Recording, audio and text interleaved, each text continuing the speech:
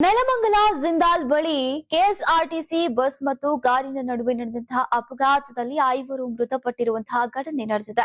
Indica ಕಾರ್ನಲ್ಲಿದ್ದಂತಹ 5 ದುರ್ಮರಣ ಹೊಂದಿದ್ದು, ಈಗ ದುರ್ಗಾ ಪ್ರಸಾದ್, ಕೇಶವ್, ಲಲಿತ್, ಹರ್ಷಿತ್ ಮತ್ತೋರ್ವ ಮೃತ ದುರ್ದೈವಗಳಾಗಿದ್ದಾರೆ. ಇನ್ನು ತುಮಕೂರು ಕಡೆಯಿಂದ ಬರ್ತಾ ಇದ್ದಂತಹ ಕಾರು ಡಿವೈಡರ್ಗೆ ಜಂಪ್ ಮಾಡಿ ಬೆಂಗಳೂರು ಕಡೆಯಿಂದ ಹೊರಟಿದ್ದಂತಹ ಕೆಎಸ್ಆರ್ಟಿಸಿ ಬಸ್ಗೆ ಡಿಕ್ಕಿಯಾಗಿದ್ದು, ನೆಲಮಂಗಲ ಸರ್ಕಾರಿ ಆಸ್ಪತ್ರೆಗೆ 5 ಮೃತದೇಹ ರವಾನೆ ಮಾಡಲಾಗಿದೆ.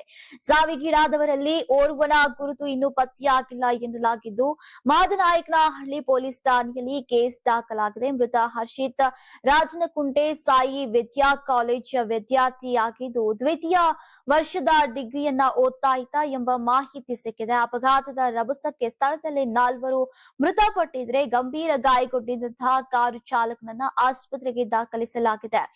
ಆದರೆ ಚಿಕಿತ್ಸೆ ಫಲಿಸದೆ ಆತನು ಕೂಡ ಪ್ರಾಣವನ್ನ ಬಿಟ್ಟಿದ್ದಾನೆ. ಇನ್ನು ಮೃತ ಹರ್ಷಿತ್ ರಾತ್ರಿ 8:30ರವರೆಗೂ ಕೂಡ ಮನೆಯಲ್ಲಿಯೇ ಇದ್ದ. ಬಳಿಕ ಸ್ನೇಹಿತನ ಭೇಟಿ ಮಾಡಿ ಬಂದ್ಬಿಡ್ತೀನಿ ಅಂತ ಮನೆಯಿಂದ ಹೊರ ಬಂದಿದ್ದ. ತುಮಕೂರು ಕಡೆಯಿಂದ ಬೆಂಗಳೂರಿನತ್ತ ಕಾರ್ನಲ್ಲಿ 5 ಬರ್ತಾ ಇದ್ದಾಗ ಅಪಘಾತ ನಡೆದದ್ದು.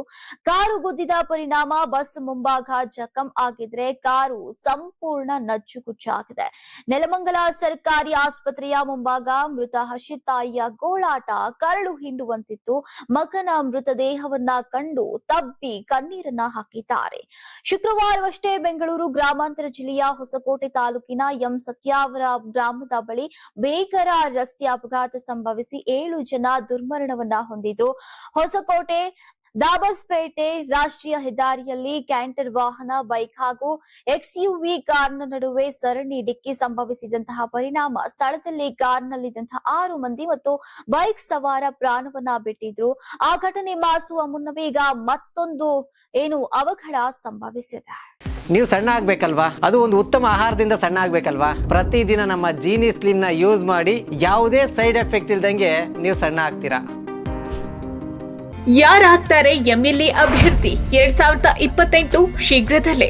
ಪ್ರತಿದಿನ ಒಂದೊಂದು ಕ್ಷೇತ್ರದ ಟಿಕೆಟ್ ಆಕಾಂಕ್ಷಿಗಳ ಸಂಪೂರ್ಣ ಮಾಹಿತಿ ಪೊಲಿಟಿಕಲ್ ಜರ್ನಲಿಸ್ಟ್ ಕೆಎಂ ಶಿವಕುಮಾರ್ ಅವರಿಂದ.